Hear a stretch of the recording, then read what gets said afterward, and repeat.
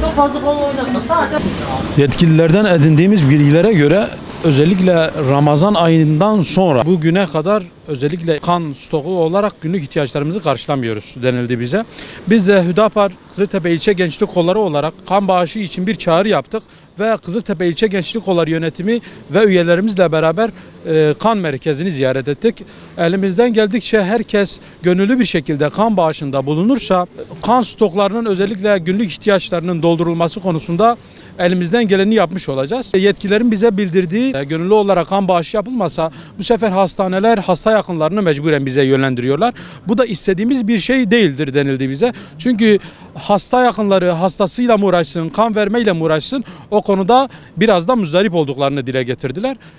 Bundan dolayı biz çağrıda bulunuyoruz. Hem Hüdapar Gençlik Kolları olarak hem bütün halkımıza bir çağrıda bulunuyoruz. Özellikle gönüllü olarak kan bağışında bulun. Her bir damla kan bir candır.